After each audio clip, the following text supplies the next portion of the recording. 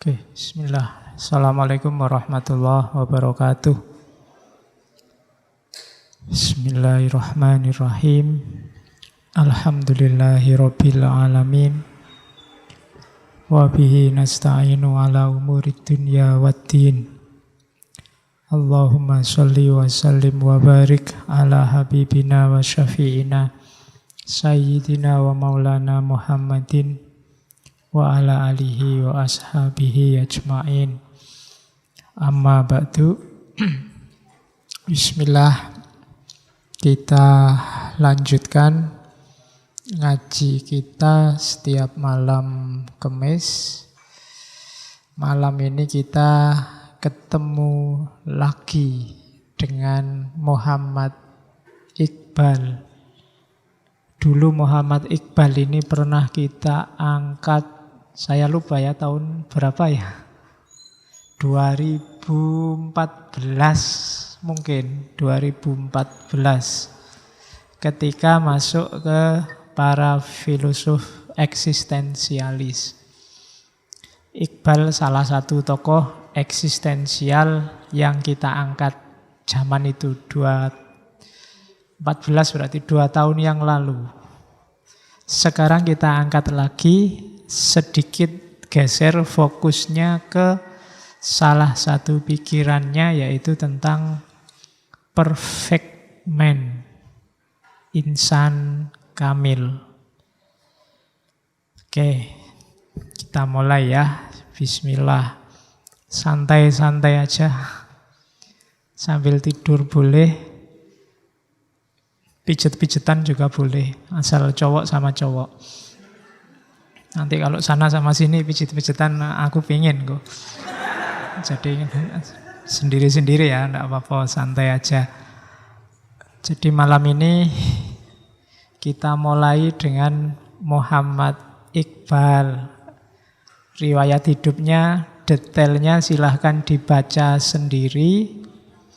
Yang jelas beliau ini tokoh yang komplit. Tidak cuma berteori, tapi juga mempraktekkan konsep-konsepnya. Dia ini filosof sekaligus ahli hukum, pernah jadi pengacara, sekaligus politikus, sekaligus mistikus, sufi. Ini kombinasinya agak susah. Biasanya orang itu kalau kita kan menganggapnya kalau politikus itu tidak mungkin sufi. Karena politik itu wilayah abu-abu. Sementara sufi itu bagi kita wilayah yang jernih. Tapi Iqbal mampu jadi filosof sekaligus pengacara, sekaligus sufi, sekaligus politikus. Ini kombinasinya unik. Pengacara itu biasanya urusan menang kalah, politik itu urusan trik, filosof itu urusan akal, dan sufi urusan intuisi. Tapi dalam diri Iqbal, kualitas ini gabung semuanya. Itu dasarnya seorang Iqbal. Saking kuatnya aura dan pengaruh seorang Iqbal, Inggris meskipun itu dalam tanda petik harusnya jadi musuhnya, tapi dia dapat gelar Sir. Makanya di banyak buku ditulis Sir Muhammad Iqbal. Jadi gelar dari yang jajah. Karena ini kan beliau aslinya dari India, Pakistan. India yang kemudian mecah jadi Pakistan. Sebenarnya memang Iqbal ini, satu lagi yang belum saya sebut, penyair, sastrawan. Itu sangsaya rumit nih kombinasinya. Jadi penyair, ahli hukum, filosof, politikus. Itu kan kombinasi-kombinasi yang unik. Jarang ada orang bisa sekomplit Iqbal. Dan dia praktek, tidak cuma berteori politik, dia juga melakukan perjuangan-perjuangan politik. Termasuk di antara teorinya insan kamil ini nanti orientasinya untuk membentuk sosok-sosok muslim yang tangguh dalam perjuangan politik. Itu Muhammad Iqbal. Kakeknya Sufi. Meskipun nenek moyangnya, ya karena India, nenek moyangnya berasal dari Hindu. Tapi kakeknya Sufi, karena India kan di fase sebelum dijajah Inggris merupakan kekaisaran besar Islam, dinasti Mughal.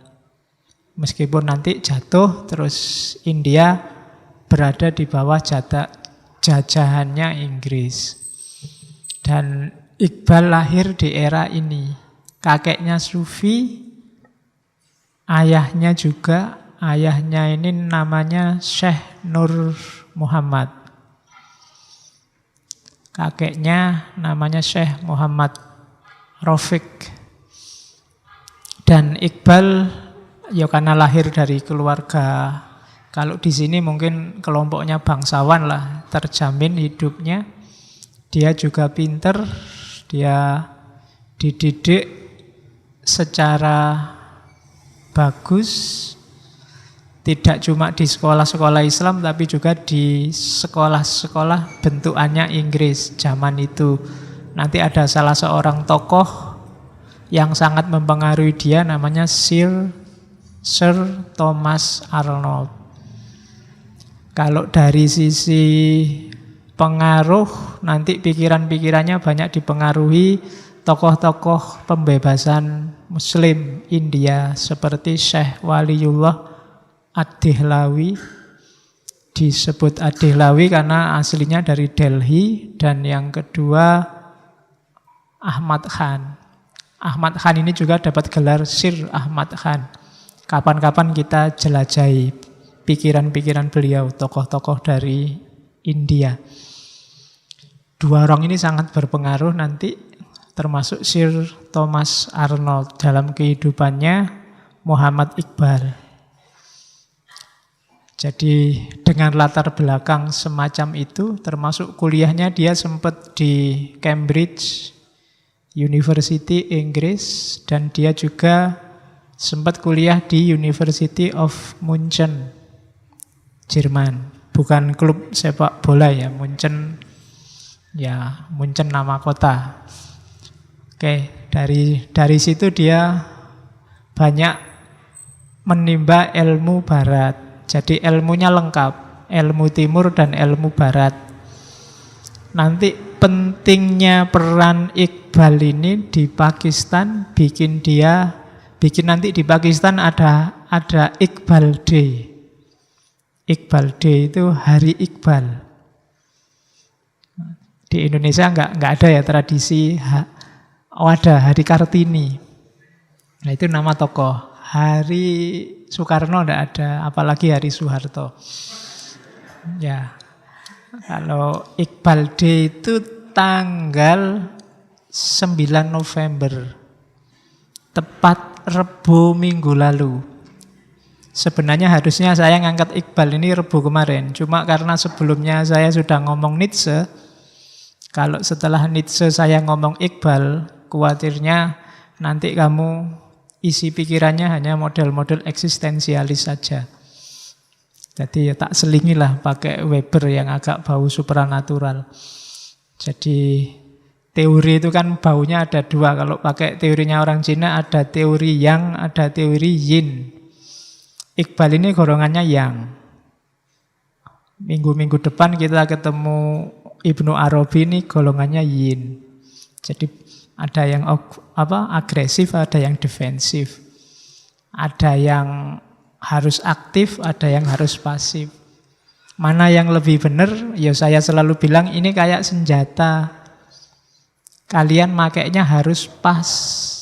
Kapan pakai senjata orang-orang dengan teori yang, kapan pakai senjata orang-orang dengan teori yin. Kamu harus cerdas membaca kehidupanmu. Awas keliru pakai senjatanya. Harusnya aktif, kamu malah pasrah. Harusnya pasrah, kamu malah aktif. Di wilayah yang kamu nggak harus ikut usil, kamu malah usil. Di wilayah yang kamu harus aktif, kamu malah santai. Nah, itu berarti salah pakai senjatanya. Disuruh belajar, enggak apa-apa Pak, kalau takdirnya lulus cepet, ya lulus cepet. Nah itu teorimu takdir itu benar, cuma kamu makainya pas di momen yang keliru. Nietzsche itu luar biasa kalau kamu makainya pas. Tapi begitu makainya keliru, dia bisa membahayakanmu sendiri. Nah, itu cara pakai teori. Nanti Iqbal juga begitu. Jadi termasuk teori insan kamilnya. Mulai kemarin kan kita ngerti sosok insan kamil yang macam-macam. Ada Superman, ada karisma. Hari ini insan kamil, minggu depan kita ketemu Rausan Fikr, minggu depannya lagi insan kamil gaya Al-Jili, Ibnu Arabi. Sosoknya macam-macam. Kalau bisa kamu jadi lima-limanya. Kalau bisa. Kalau tidak bisa ya salah satu. Kalau tidak bisa ya setengah lah, tidak apa-apa. Itu wis apik. Superman itu kalau setengah aja kan luar biasa itu. Insan kamil juga begitu. Paling tidak kamu berproses ke situ. Biar hidup kita lengkap. Yo ngaji ini kan memang macam-macam. Visi utamanya adalah nambah wawasan. Semakin luas wawasan kita, semakin enak kita hidup. Ya kayak tempat itu kan kalau luas kan kita enak, bisa selonjor, bisa tiduran. Semakin sempit, semakin susah kita mengambil keputusan, kita hidup. Maka tambah wawasan terus. Nggak usah milih-milih. Siapa ngerti dari ranah-ranah yang selama ini nggak kita sentuh, ada sesuatu yang menghidupkan kita. Kalau kata salah seorang tokoh India, Amir Ali, itu ada apinya. Dia menyebutnya api Islam itu kan. Dan kita tidak tahu apinya itu ada di teori siapa yang bisa menghidupkan kita. Maka yuk kita cari bareng-bareng tiap malam Kamis. Saya tidak tahu sudah berapa tahun ini kamu sudah ketemu belum apimu. Kalau belum ya dicari terus. Kita jelajahi terus. Wong ilmu itu tidak ada habisnya. Oke, kita baca ya Iqbal. Kalau dulu Iqbal kita bahas di ranah eksistensialis. Jadi eksistensialis itu pandangan yang bilang bahwa eksistensi itu mendahului esensi, lebih penting daripada esensi. Kalau kamu bilang Pak, Islam itu rahmatan lil alamin loh, hakikatnya. Itu tidak penting kata eksistensialisme. Sebelum kamu bilang Islam itu rahmatan lil alamin, praktekkan dulu rahmatan lil alaminmu. Baru orang akan menyebutmu rahmatan lil alamin. Sebelum kamu bilang Islam itu agama damai, praktekkan dulu kedamaian, baru orang akan bilang, oh Islam itu agama damai. Meskipun kamu teriak-teriak, ini Islam agama damai loh, kalau tiap hari kamu tawuran, orang tidak percaya agamamu itu agama damai. Kayak kamu bilang, Pak, saya itu aslinya rajin loh Pak. Tapi tiap hari kamu bolos kuliah. Ya tetap dosenmu tidak percaya. Walau buktinya kamu absen terus. Saya itu aslinya anak soleh loh Pak. Loh, nggak ada aslinya itu. Kalau ingin disebut anak soleh, ya hiduplah secara soleh. Jadi eksistensimu dulu tampakkan. Tidak ada esensi di awal. Esensi itu dibentuk oleh eksistensi. Kalau kamu tiap hari bohong, ya kamu sedang membangun esensi dirimu sebagai seorang pembohong. Kalau kamu tiap hari jujur, kamu membentuk dirimu sebagai seorang yang dapat dipercaya, yang jujur. Esensinya terbentuk dari perilaku eksistensialmu. Tidak awalnya saya orang jujur, sehingga lahir perbuatan jujur, tidak begitu. Meskipun kamu dikenal orang jujur, tapi kok terus kamu bohong, besoknya bohong lagi, besoknya bohong lagi. Esensimu yang semula jadi orang jujur, sekarang ganti jadi orang penipu. Nah, jadi esensi ditentukan oleh eksistensinya. Tidak ada gunanya kamu tiap hari teriak-teriak Islam itu agama paling damai, agama paling rahmatan lil alamin. Tapi tiap hari kerjaan kita gegeran, tawuran. Sama aja. Nanti berarti esensi kita yang bentuk.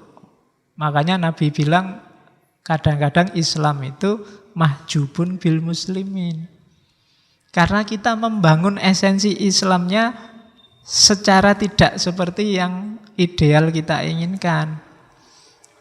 Nah, itu penyakit kita hari ini. Oke, enggak usah dilanjutkan di situ, nanti contohnya mesti mengarah ke sana-sana. Kembali ke sini. Ya. Kita kan sudah capek mau coba WA sama Facebook yang gitu-gitu terus. Nah, sekarang kita nyari yang alternatif-alternatif. Ya, jadi itu namanya eksistensialis. Kemarin Nietzsche kan juga begitu, tidak ada esensi bawaan. Tunjukkan eksistensimu apa, ya disitulah nanti esensimu terbangun. Indonesia itu bangsa yang ramah. Dulu mungkin. Ya kan? Esensinya begitu, tapi semakin lama kita semakin kayak begini, mungkin ya esensinya sekarang sudah geser. Indonesia itu bangsa yang gotong royong, tidak materialis, bangsa yang rukun. Ya dulu mungkin begitu. Dulu nenek moyang kita kompak bersatu melawan Belanda. Dulu. Ya mungkin karena ada musuhnya bersama jadinya bersatu. Atau kita cari musuh aja bareng-bareng ya biar kita bersatu. Kalau ini nggak ada musuh mesti gegeran dewe.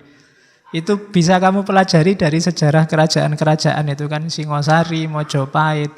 Itu ketika ada musuh negara itu rukun, kompak. Tapi begitu makmur mesti terus gegeran sendiri di dalam. Dinasti-dinasti Islam juga begitu. Atau enaknya berarti kita cari musuh aja sekarang bareng-bareng. Ya, kemarin nemu musuh siji namanya Ahok, tapi ndak kompak. Ndak jadi bersatu akhirnya. Oke, bismillah ya. Kita masuk sekarang ke pembentuk pikirannya Iqbal. Teori utamanya nanti yang berhubungan dengan insan kamil namanya Hudi. Biasanya diterjemahkan jadi teori ego. Banyak filosof yang anti ego, apalagi sufi, justru Iqbal mendorong kita mengedepankan ego. Namanya Hudi. Hudi ini ego kecil. Ego besar namanya Huda. Bukan kuda loh ya. Huda. Makanya ada istilah Hudagawa. Kalau Hudagawa itu semoga Tuhan melindungi, semoga Tuhan merestui, semoga Tuhan menyaksikan. Itu bahasa Urdu. Jadi Hudi teori ego. Ini nanti yang jadi basis, yang ego yang sempurna melahirkan insan kamil. Kenapa Iqbal berteori tentang ego? Karena ada 5 sebab, ada 5 faktor. Yang pertama jelas kondisi sosial politik India. Zaman Iqbal hidup. Iqbal itu lahir 1877. Meninggal 1938. Jadi nanti Pakistan itu merdeka 1947, 15 Agustus. Jadi Iqbal ini termasuk pendirinya Pakistan, tapi Pakistan berdiri beliau sudah meninggal. Dia yang menggagas Pakistan misah dari India. Kenapa? Situasi kacau luar biasa. Umat Islam di sana saat itu minoritas dan ditindas oleh Hindu. Meskipun sebelumnya ada imperium besar, Kekaisaran Mughal di sana. Terus umat Islam tidak bisa menyalurkan aspirasinya. Maka nanti Iqbal punya gagasan, ini umat Islam nggak bisa menyalurkan aspirasinya, padahal banyak yang punya keinginan neko-neko. Tiap hari terjadi konflik dengan Hindu. Yang tewas tidak terhitung. Akhirnya Iqbal punya sudahlah, daripada tawuran terus dibagi aja deh. Yang Islam-Islam ngumpul, yang Hindu-Hindu dikumpulkan jadi satu. Dari situ nanti lahir Pakistan karena disetujui oleh Inggris. Yang kemudian terjadi perang berkepanjangan sampai hari ini. Perang itu terjadi karena nanti ada beberapa wilayah yang harusnya masuk Pakistan kayak Kashmir, tapi banyak orang-orang di Kashmir itu maunya tetap gabung sama India. Itu kayak Indonesia dulu kasusnya Timur Timur. Dan itu sampai hari ini masih perang, tidak ada selesainya. Banyak pejabat termasuk presiden yang terbunuh. Termasuk terakhir yang kita ngalami yang Benazir Bhutto itu. Jadi kondisi kacau. Jadi kalau dari Hindu ada Gandhi, kalau dari Islam ada Iqbal. Cuma Gandhi gagasannya beda. Gandhi ini yang hidup mati NKRI. Ya, Negara Kesatuan Republik India. Ya, tidak boleh dipisah-pisah, harus India tetap bersatu. Cuma Iqbal melihatnya tidak mungkin, kalau dibiarkan bersatu ini tawuran terus, defisitnya terlalu besar. Jadi ya semoga kita nggak nyampe ke titik itu. Titik ketika sudah tidak bisa kompromi lagi. Kalau dibiarkan terus-menerus, korban berjatuhan tidak ada habisnya. Akhirnya ya terjadilah Pakistan dan India. Yang Pakistan nanti juga pecah lagi jadi Bangladesh. Jadi Bangladesh ini dari suku Bengal yang pinginnya misah dan sukses mengalahkan Pakistan padahal kecil karena didukung India. India kan ya tidak terlalu senang sama Pakistan. Ada yang berontak, dia senang-senang aja bantu. Akhirnya lahirlah Bangladesh. Dan yang sampai hari ini masih chaos situasinya. Nah, itu kondisi ini nanti yang bikin prihatin Iqbal antara lain. Jadi situasi sosial politik. Kalau orang pinter ada situasi kacau melahirkan teori-teori bagus dan bermanfaat. Kalian juga harus begitu sebagai intelektual. Kalau ada situasi-situasi yang khas kacau, bolehlah melahirkan teori-teori. Jangan cuma nge-share WA. Ya, kamu selama ini kan cuma nge-share WA. Coba dipelajari konstruksi persoalannya, bikin-bikinlah tulisan tentang itu atau yang mengarah ke situ. Teori kan banyak, tinggal kamu pakai. Lahirkan tulisan di jurnal-jurnal ilmiah tentang situasi kita hari ini. Itu nanti monumental. Bisa sampai besok-besok dibaca orang. Kalau kamu cuma nge-share WA, entah itu dari siapa kamu bagi, ya namamu tidak akan tercatat dalam sejarah perseteruan antara FPI dan ya, jadi nulislah, tulis aja tidak apa-apa. Bisa kamu banyak tema kan bisa muncul dari kondisi hari ini. Mungkin tema psikologis tentang kematangan beragama bisa masuk. Mungkin tema politik ketika agama senggolan sama politik. Mungkin tentang bagaimana agama itu memang ranahnya emosi dan seterusnya. Teori banyak, tinggal kamu pakai, masukkan sama kasus hari ini, jadilah dia tulisan. Kalau aktual kan sebelum dia masuk ke jurnal ilmiah, masukkan dulu ke Jawa Pos apa Kompas apa KR kan lumayan. Kalau ditolak ya masukkan di blogmu sendiri-sendiri kan lumayan. Yang penting nulis, berkarya kan begitu.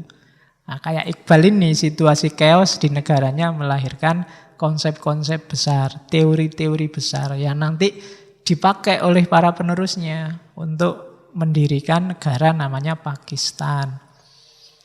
Yang kedua, zaman itu ini kan sedang dijajah Inggris. Umat Islam yang terkolonisasi ini juga bikin keprihatinannya Iqbal. Islam itu dari puncak peradaban dunia merosot luar biasa jatuhnya. Karena dijajah, dieksploitasi habis-habisan.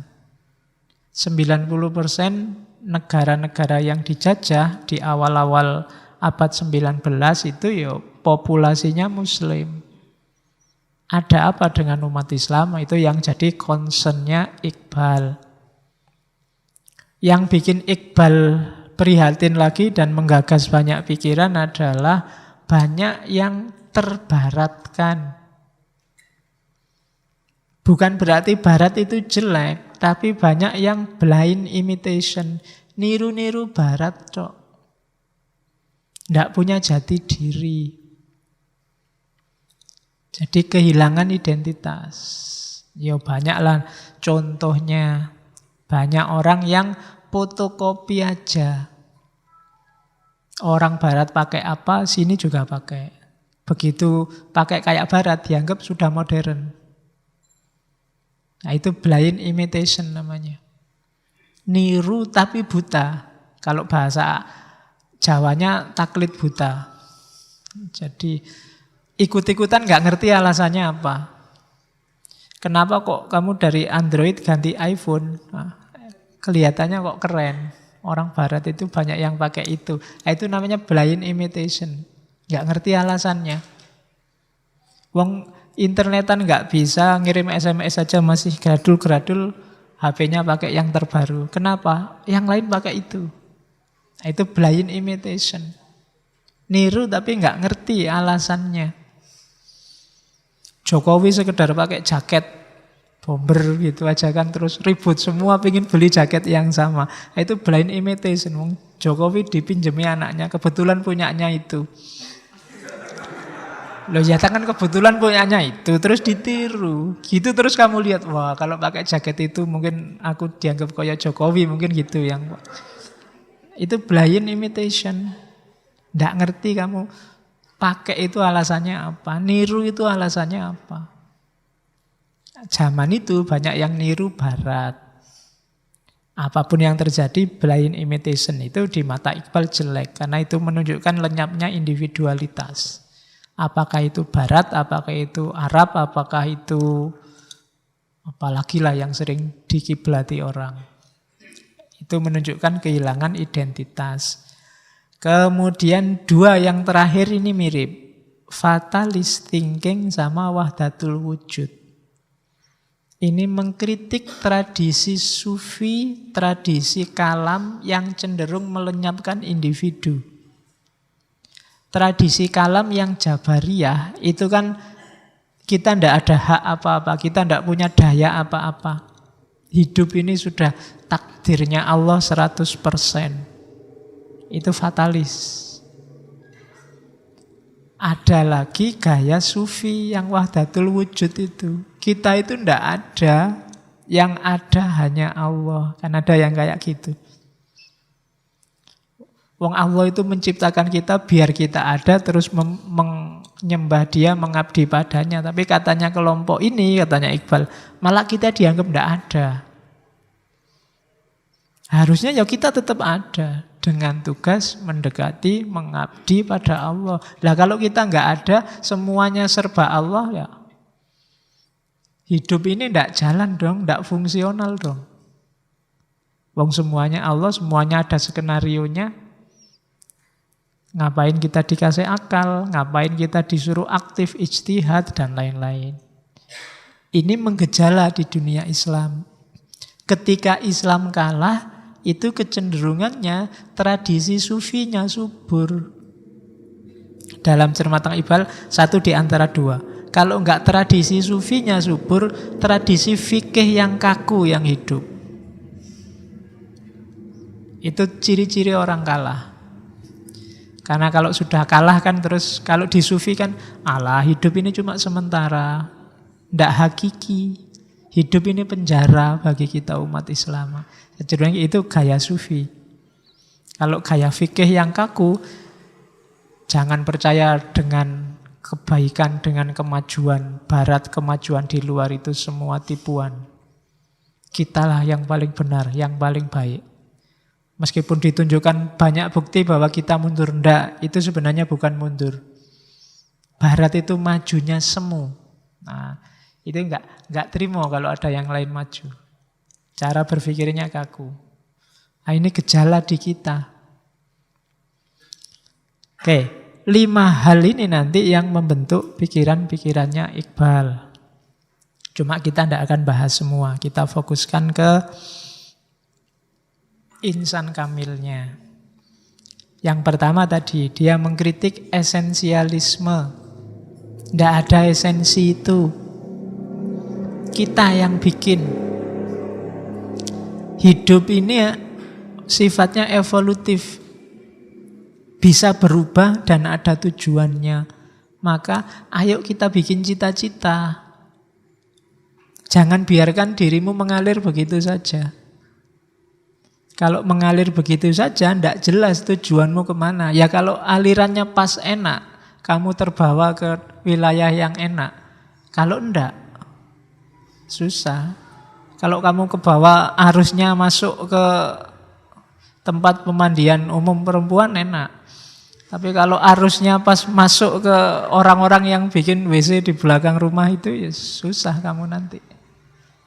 Jangan dibiarkan, katanya Iqbal. Loh, kenapa? Karena hidup ini bisa berubah dan bertujuan. Karena bertujuan, ya tetapkan tujuanmu. Pinginmu apa?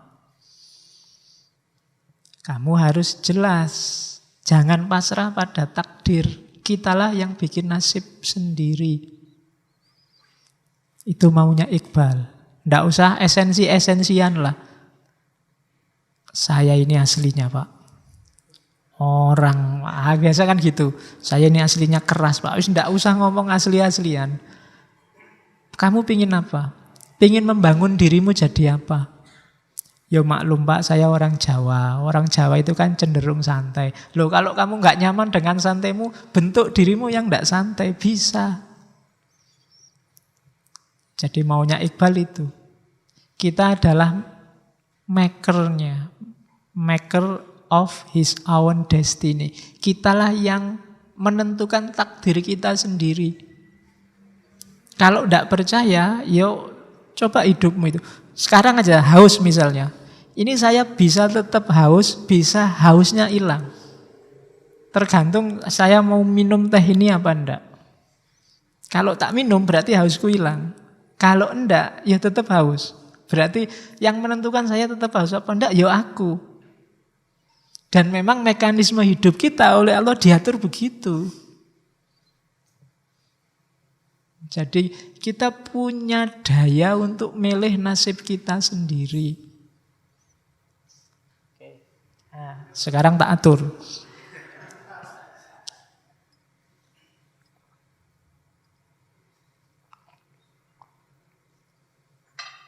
Ya. Yang kedua, yang ketiga langsung ya. Hidup ini absurd katanya Iqbal. Absurd itu benar salahnya kadang tidak jelas. Makna baik, makna buruk juga kadang abu-abu. Maka kadang-kadang yang kemarin baik kata orang-orang sekarang jadi jelek. Yang bagi orang-orang enak, bagimu mungkin tidak enak. Ada yang ke Jakarta riang gembira, ada yang terpaksa ke Jakarta, ada yang nggak sengaja kok tiba-tiba ada di Jakarta. Ini maknanya macam-macam. Kamu melihatnya damai, ada yang melihatnya rusuh, ini kan makna namanya. Itulah hidup. Maka bikin makna versimu. Jangan mau kamu disetir oleh maknanya orang lain.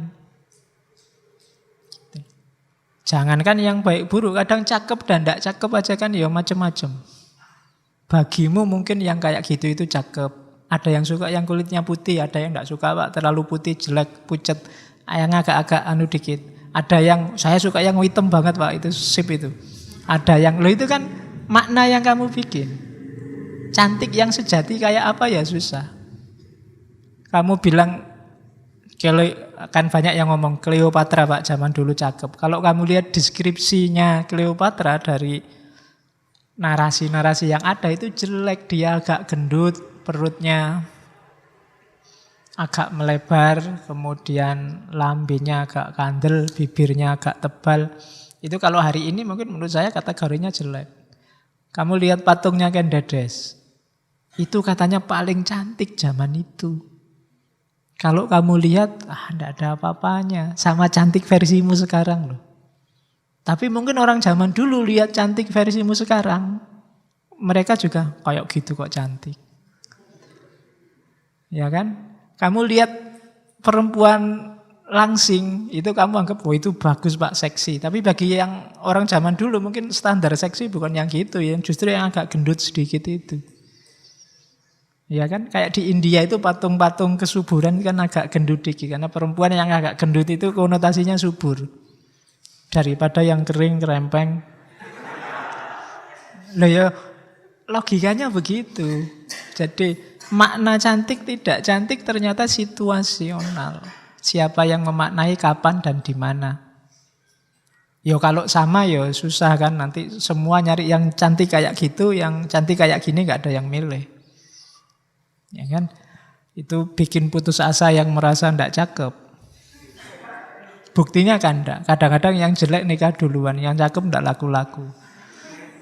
Bisa kayak gitu kenapa? Ini urusannya makna. Mungkin karena yang ndak cakep kan pasrah, sementing ono ayolah gitu. Sementara yang cakep kesuwen milih. Oke, jadi dia mengkritik esensialisme. Mari kita sadari hidup ini, kita pilih hidup ini mau kemana dan untuk apa. Kita ciptakan makna versi kita sendiri. Nggak usah takut, jangan mau disetir-setir makna hidup kita oleh orang lain. Karena hidup yang alami kita sendiri. Orang lain boleh usul, boleh ngasih nasihat, tapi kita yang menentukan. Jadi dia anti esensialisme. Yang kedua dia mengkritik, dia sufi loh ya, cuma dia mengkritik sufi yang panteistik. Sufi yang meniadakan diri sendiri. Melenyapkan diri sendiri. Katanya Iqbal, itu pengaruhnya Helenisme, pengaruhnya tradisi Persia kuno. Islam tidak begitu katanya Iqbal. Islam itu jati dirimu dituntut eksis karena kamu punya tugas sebagai hamba Allah dan sebagai khalifahnya. Lah kalau kamu hilang, yang menjalankan perintahnya Allah itu siapa? Dia mengkritik wahdatul wujud, dia mengkritik ittihad, dia mengkritik hulul. Kenapa? Karena gaya-gaya ini melenyapkan manusia sebagai individu. Manusianya malah jadi Tuhan. Itu kan Tuhannya bingung. Lewat aku menciptakan manusia untuk nyembah aku, saya semua ngaku jadi Tuhan ini. Sumpah Gusti Allah. Disuruh jadi manusia kok malah jadi Tuhan. Nah, jadi Iqbal mengkritik. Ya sufi lah, kita jadi orang soleh. Mengabdikan hidup untuk Allah sebagai khalifahnya. Tapi tidak melenyapkan individualitas. Tetap kita harus punya jati diri sebagai manusia. Tidak jadi Tuhan, tidak jadi malaikat, apalagi jadi setan.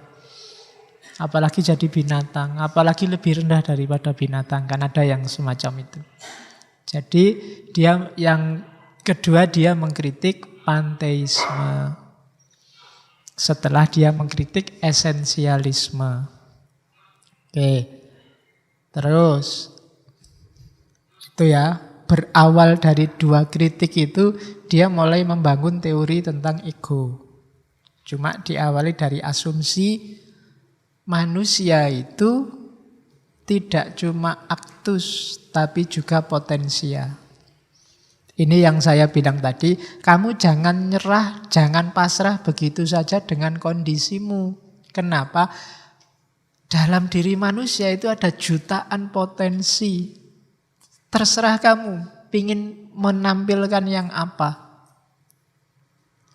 Kamu pingin jadi orang putus asa bisa, pingin jadi orang optimis juga bisa. Kamu pingin jadi apa saja bisa, memungkinkan. Kamu pingin jadi jahat luar biasa mungkin, jadi baik luar biasa juga mungkin. Bangun dirimu, konstruk dirimu sesuai keinginanmu. Nggak usah mikir apa ya bisa, pasti bisa. Semua yang di sini itu kan bisa, saya pingin jadi presiden, apa susah sih jadi presiden, wong pembantunya banyak, butuh apa-apa tinggal tanya. Bisa pasti kamu. Jadi kiai apa nek gampang. Kamu tinggal iso ngaji sidik, iso ngomong dikit-dikit gini, latihan persuasi dikit, itu kamu tinggal bikin jargon-jargon yang bagus, tinggal bikin jamaah gitu kan, semua mau. Terus, iya kan, ndak susah. Bahkan ndak harus capek-capek mondok berapa puluh tahun. Cukup kamu bisa baca Quran terjemahan, dikit-dikit baca terjemahan Riyadhus Shalihin apa Bukhari Muslim. Setiap kali tampil kamu hafalkan 1-2 ayat, orang sudah bisa nyebut kamu ustadz dan kamu dicium tanganmu. Lu bisa tau. Apa sih yang tidak bisa manusia itu? Kalau kamu niat. Itu namanya apa? Dalam dirimu ada potensi ya. Kalau orang sufi menyebutnya, kita ini mikrokosmos loh. Segala yang ada di kosmos, itu ada dalam diri kita. Kamu mau mengaktualkan yang mana wis? Itu katanya Iqbal. Jadi ya memang benar kita itu ada realita, ada aktualita. Tapi jangan lupa, ada juga potensia. Maka jangan putus asa, jangan menyerah dengan keadaan. Wah, enggak mungkin Pak saya jadi orang sukses. Sampai umur sekian, kuliah enggak selesai-selesai, kaya juga enggak, cakep juga enggak, terus relasi juga enggak punya, teman saya preman kabeh Pak. Terus ya kan realitanya begitu. Tapi kalau kamu mau, banyak yang bisa kamu lakukan untuk keluar dari jeratan aktualita itu. Kamu punya potensi ya. Loh kalau dipikir rasional, gimana India bisa merdeka, Indonesia bisa merdeka? Yang dilawan Belanda, Inggris, yang kuatnya seperti itu.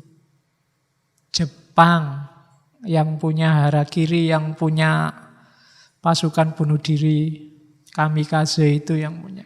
Indonesia susah melawan. Indonesia senjatanya cuma bambu runcing. Jadi sana senjatanya bom.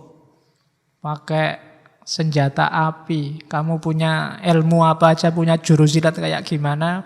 Mereka nggak susah-susah tinggal ditembak gitu aja selesai. Itu nggak masuk akal. Gimana caranya bisa menang? Tapi kalau mau, banyak potensi yang bisa dipakai. Yang bikin kita menang dari mereka. Itu namanya potensi ya, jangan menyerah.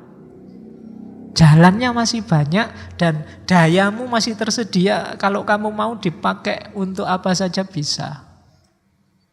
Itu aktualita, potensialita. Jadi asumsi pertama ini, pegangilah bahwa kamu bisa jadi apa saja.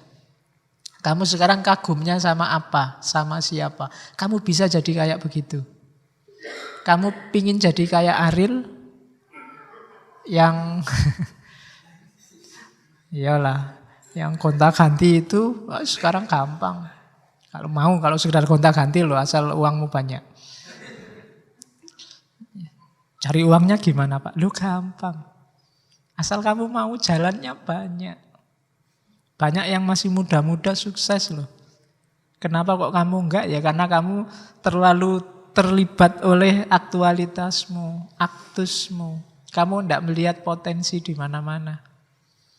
Dalam dirimu yang luar biasa. Itu maunya Iqbal. Jadi yang pertama, ingat-ingatlah bahwa hidup ini yang nyetir kita. Pengen jadi apa saja kita pasti bisa.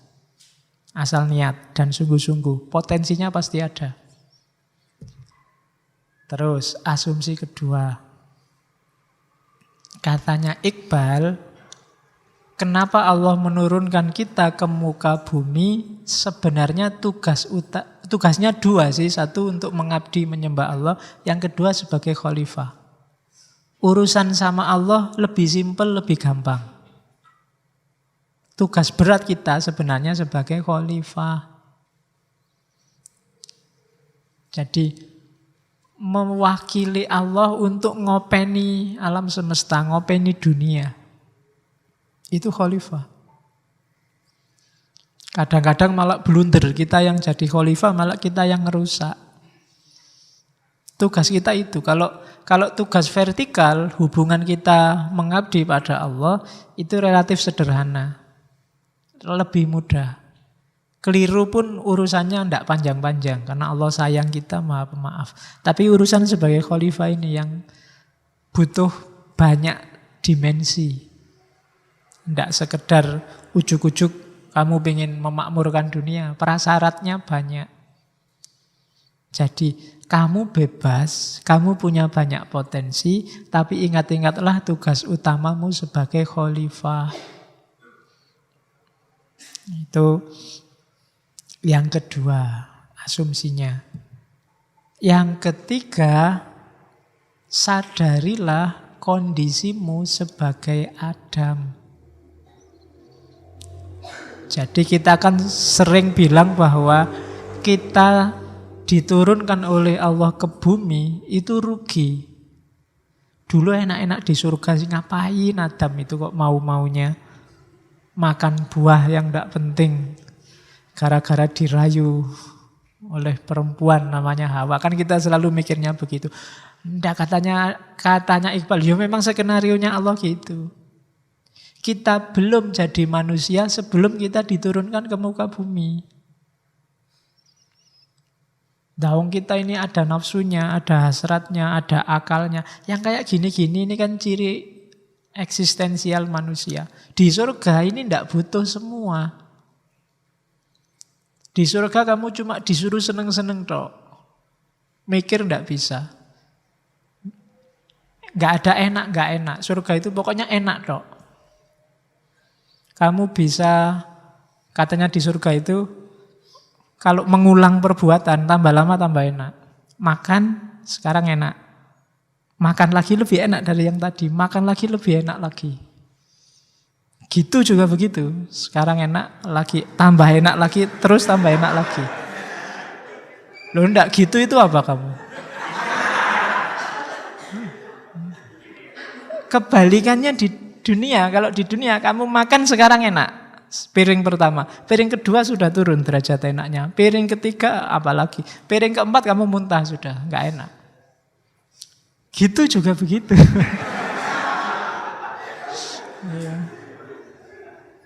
Ronde pertama enak mungkin, ronde kedua itu capek, ronde ketiga apalagi, ronde keempat kamu sudah tergeletak. Jadi katanya Iqbal, loh kita jadi manusia itu justru ketika diturunkan ke muka bumi. Bukan ketika kita di surga.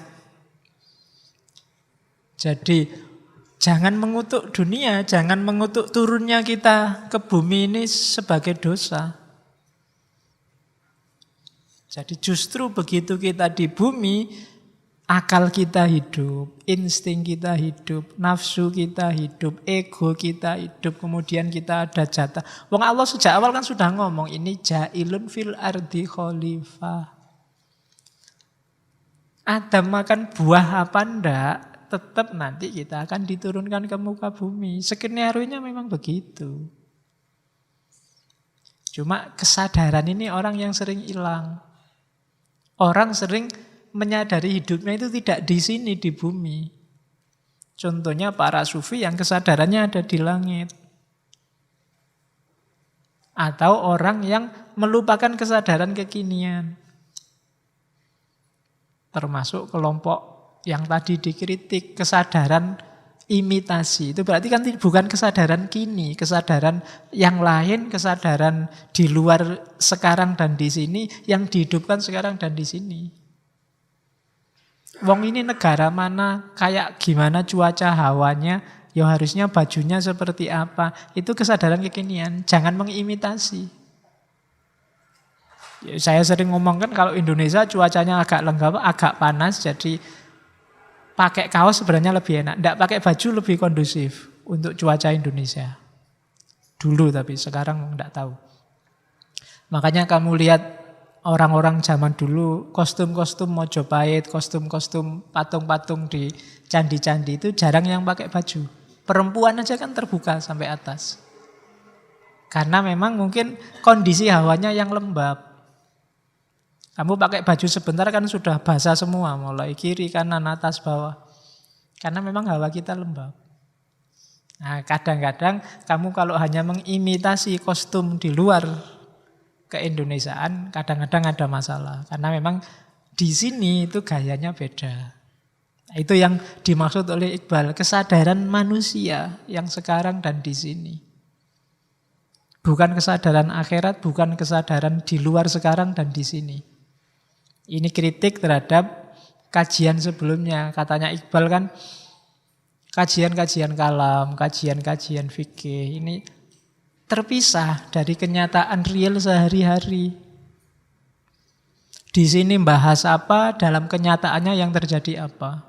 Ilmu kalam sibuk membahas besok kita bisa lihat Allah apa enggak. Sementara rakyatnya sedang dijajah, rakyatnya sedang ditindas. Jadi ilmunya enggak nyambung sama kenyataannya.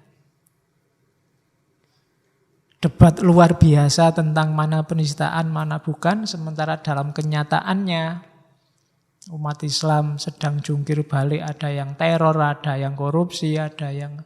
Nah, ini dikritik oleh Iqbal. Kesadarannya harus kesadaran kekinian, problem real, problem konkret, bukan problem langit. Juga bukan problem di luar diri kita. Nah, itu asumsi ketiga. Jadi yang pertama, potensi kita luar biasa, mari bikin sejarah kita sendiri.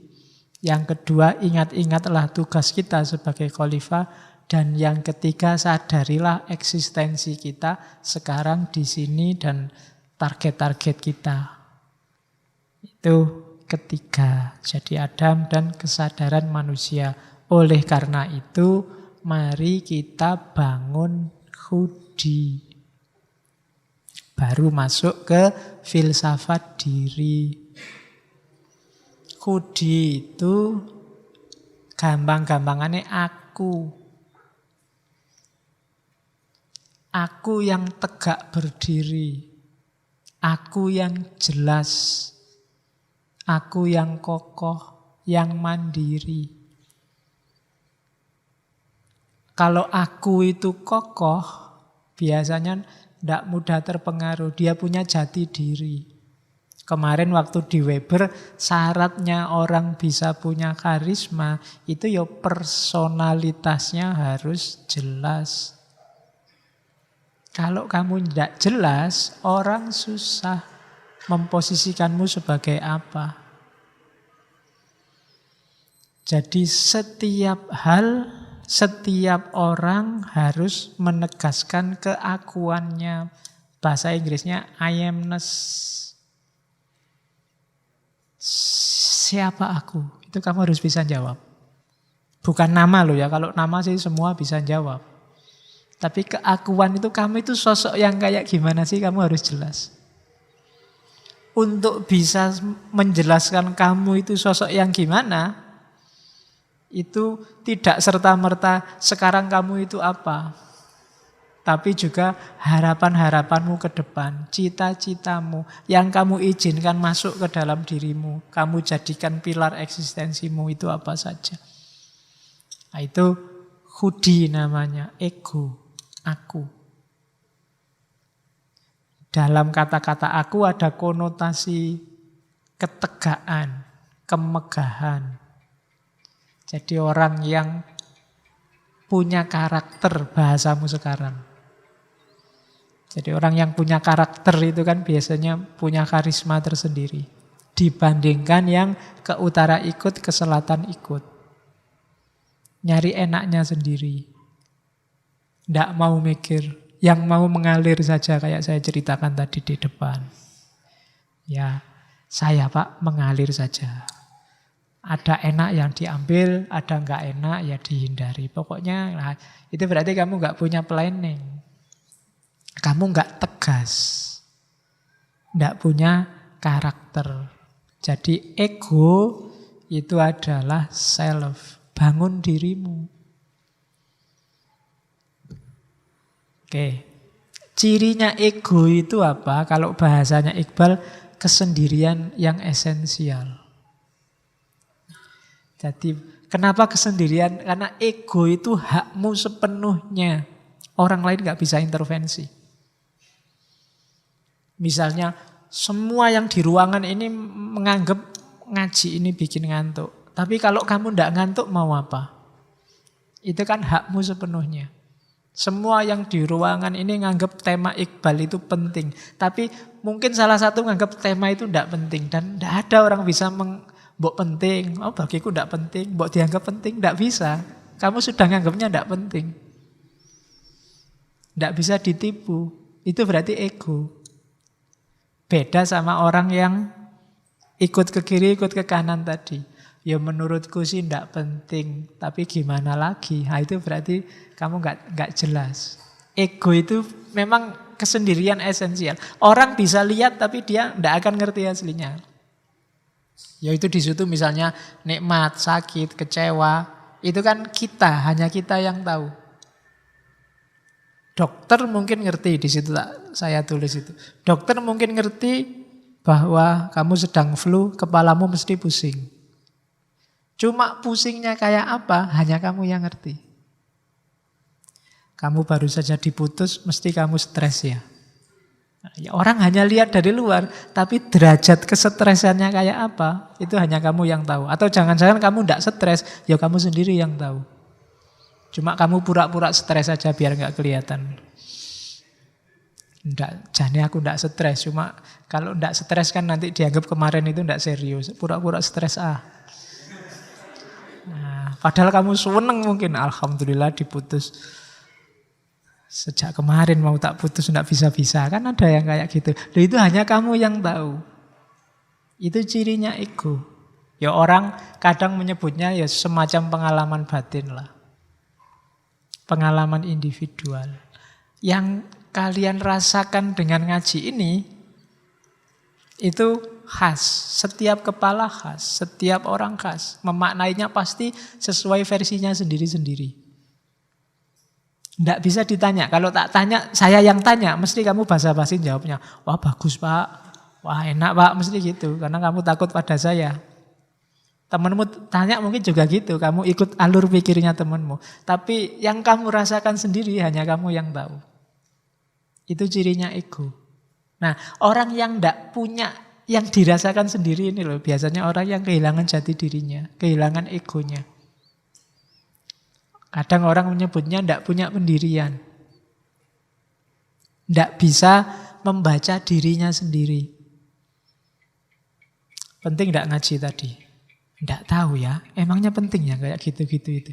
Dia tidak bisa membaca dirinya sendiri. Padahal kan gampang. Kalau kamu merasa nyaman berarti penting. Kalau tidak ya berarti tidak penting. Nah itu ego. Cirinya itu. Oke. Sekarang membangun ego.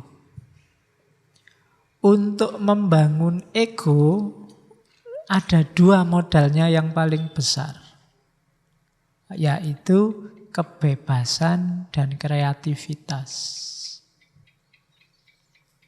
Dan itu yang kecil di bawah itu menunjukkan bahwa dua hal ini jangan khawatir. Dalam Islam dijamin. Tentang kebebasan yang dijamin dalam Islam bulan-bulan lalu ketika kita ngomong kebebasan jelas. Percayalah bahwa kamu itu bebas, titik. Tidak usah mikir neko-neko, tidak usah dijelimetkan secara metafisik, filosofis mendalam. Percayalah kamu bebas. Kalau diperdebatkan, kayak tadi misalnya, ini saya minum ini, bebas pilihanku, apa sebenarnya sudah ditulis di Lauhil Mahfudz.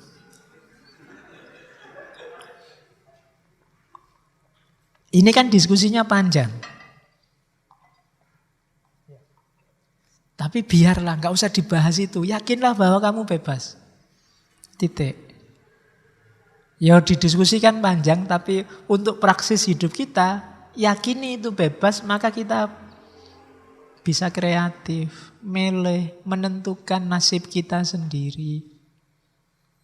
Kalau tidak, nanti kamu dijajah Inggris, dijajah Belanda, dijajah Cina, tidak pernah ya Cina. Dijajah, nanti sing senenganin jajah itu. Jerman, Jepang, kamu nganggap itu sudah tertulis Pak di Lauhil Mahfudz. Fenomena penjajahan itu. Jadi Kita terima saja. Siapa yang bisa melawan takdirnya Allah? Ya selesai kalau kamu begitu. Ya kan? Jadi ndak. Yakini hidupmu bebas. Bahwa setelah bebas kok kamu kalah itu urusan lain.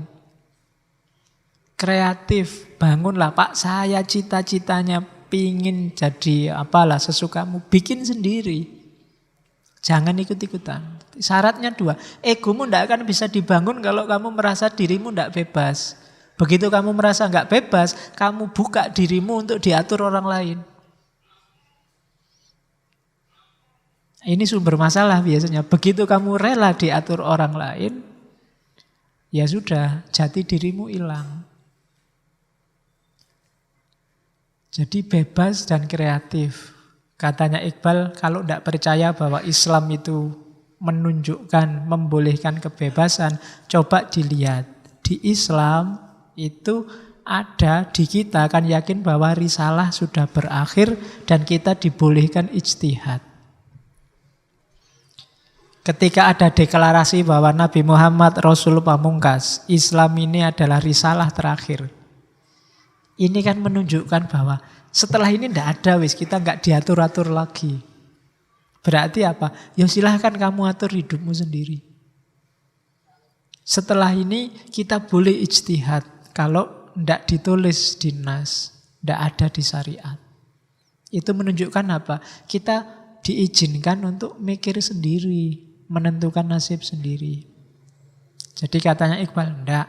Kebebasan dan kreativitas tidak bertentangan dengan visinya Islam. Oke. Jadi kreativitas itu bahasa Arabnya bid'ah. Yo, kamu kan tadi tenang-tenang aja saya ngomong kreativitas, kamu iya Pak kita harus kreatif. Begitu tak kasih tahu bahasa Arabnya kamu mengkeret. Bid'ah toh ternyata, kan mesti gitu. Kalau bid'ah ya ndak boleh Pak, karena kamu mesti gitu. Ndak katanya Iqbal. Kita sama Allah disampaikan oleh Rasul bahwa kita berhak berijtihad. Berarti apa? Kita boleh menggunakan akal pikiran kita. Jadi, yo ada sih aturan-aturan pokok yang tidak boleh diubah. Tapi bahkan aturan yang tidak boleh diubah ini, ketika kita pahami dengan akal kita, hasilnya macam-macam. Hanya yang paling pokok saja mungkin yang kita tidak beda. Tapi dalam banyak hal kita beda-beda loh. Sholatnya wajib. Tapi coba dilihat komponen sholat. Macam-macam. Doa iftitahi wae beda. Takbirnya aja macam-macam. Ada yang ngangkat tangan, ada yang bilang sampai pundak, ada yang bilang sampai telinga. Itu kan akal masing-masing yang main. Menafsirkan. Ada yang tidak pakai sendakep. Ada yang tangannya lepas begitu saja. Ada yang di atas udel, ada yang di bawah udel. Ada yang nutupi dada kayak orang kena tembak itu. Allah. Lah iya kan? Loh itu akal main di situ. Dan yang benar pas kayak gimana sih Pak? Enggak tahu. Karena mungkin mahdohnya itu bisa dipahami variatif. Puasa misalnya. Puasa itu dimulai, kan di Al-Quran itu malah ayatnya ketika sudah bisa membedakan benang putih sama benang hitam. Jadi kamu kalau sudah lihat, misalnya sudah imsak apa sudah subuh terus kamu, loh ini Pak masih belum jelas Pak ini, mana yang putih mana yang hitam, berarti masih boleh dong. Wong nasnya memang bilangnya begitu. Terus ya ndak, ya pakai jam. Jam itu kan kreativitas namanya, ijtihad. Zaman Nabi mungkin ndak ada jam, ndak digital apalagi. Kalau digital lain akan Nabi mau bangun didit, oh sudah waktunya sahur. Zaman Nabi ndak ada begitu. Ya antara imsak sampai subuh itu ya kira-kira 50 ayat lah. Itu kan susah memahaminya. Ya yang ngaji siapa dulu? Kalau anak TPA yang baru ngeja ya 50 ayat. Bisa panjang itu. Itu berarti apa? Akal main. Tidak apa-apa katanya Iqbal, bebas, kreatif. Dari situ kita membangun identitas. Coba dilihat, dari adanya kreativitas kebebasan itu lahir Syafi'iyah, lahir Hanafiyah, lahir Malikiyah, kan dari situ. Islam jadi kaya, masing-masing menegaskan identitasnya sendiri-sendiri. Oke, terus. Nah, orang yang khudi, orang yang jelas egonya, jelas kediriannya, punya 5 ciri. Yang pertama, self-reliance, percaya diri. Yang kedua, self-respect, menghargai diri.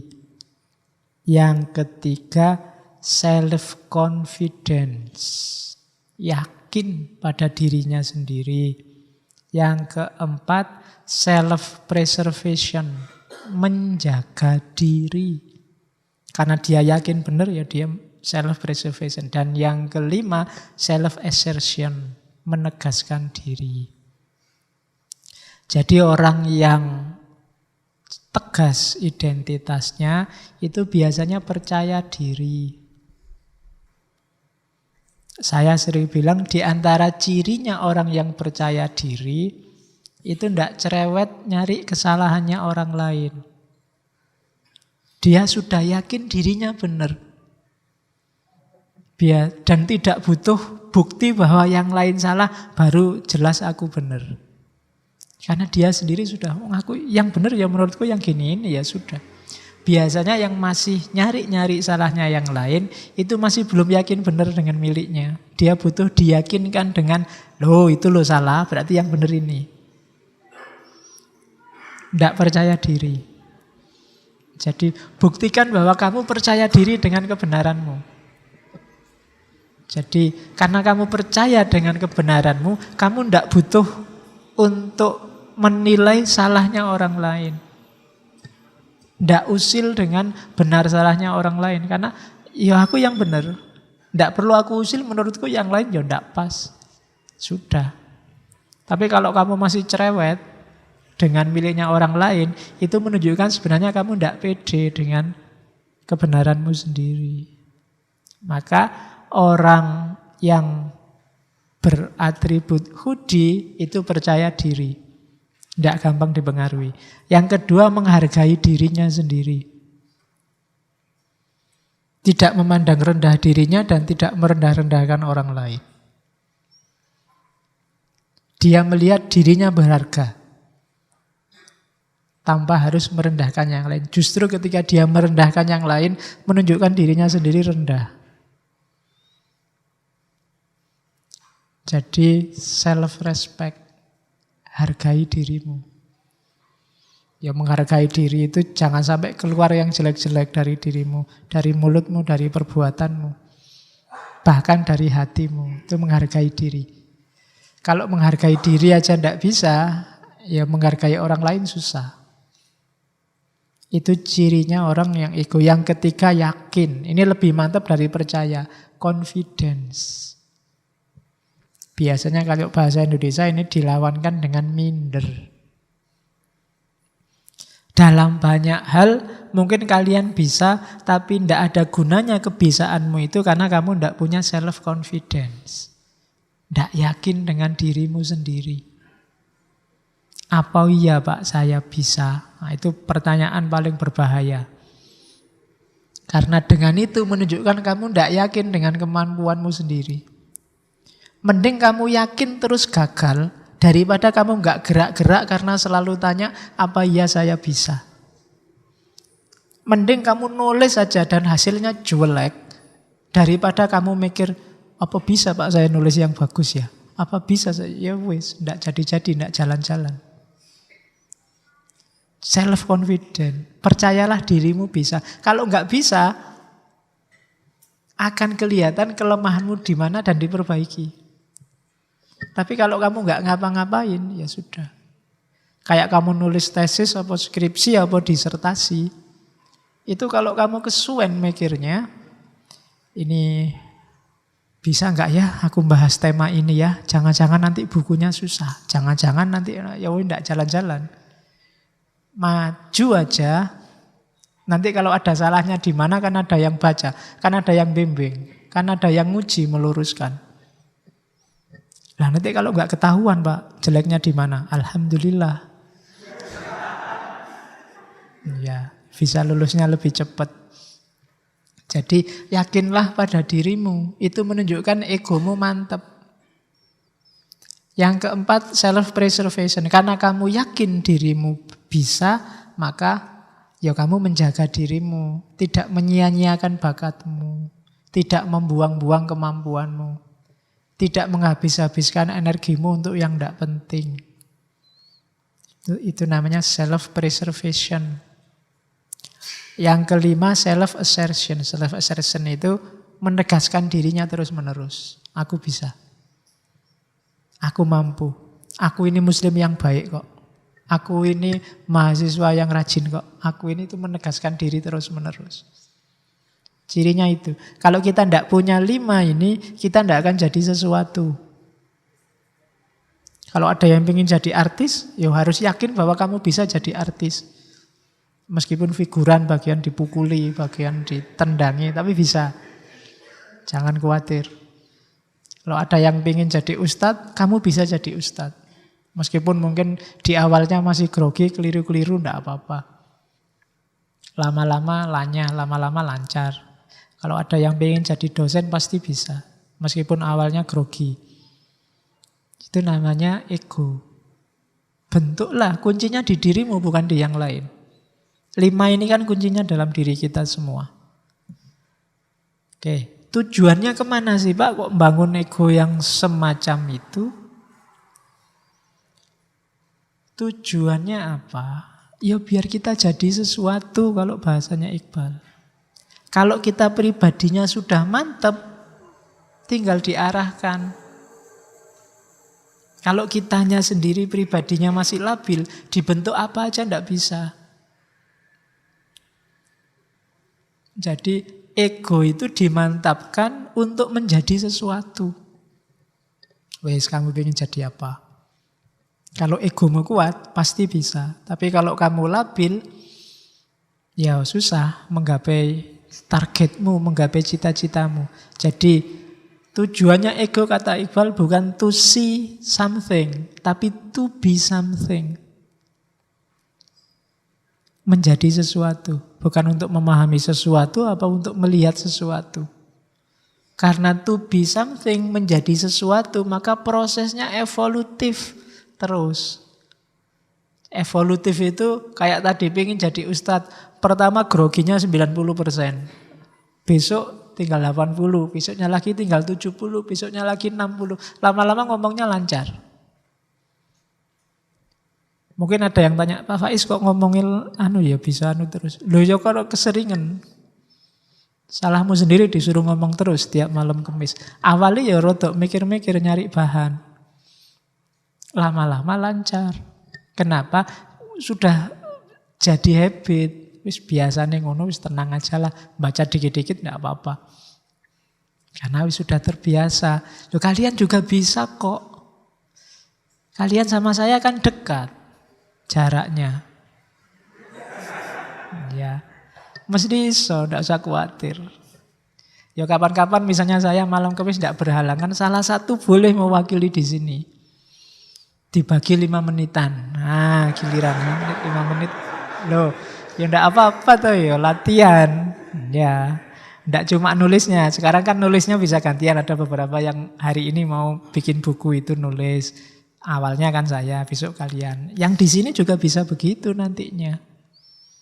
Jadi gantian. Ya kalau gitu kan, kalau enggak gitu enggak ada regenerasi. Harus ada yang bisa dan harus ada yang mau.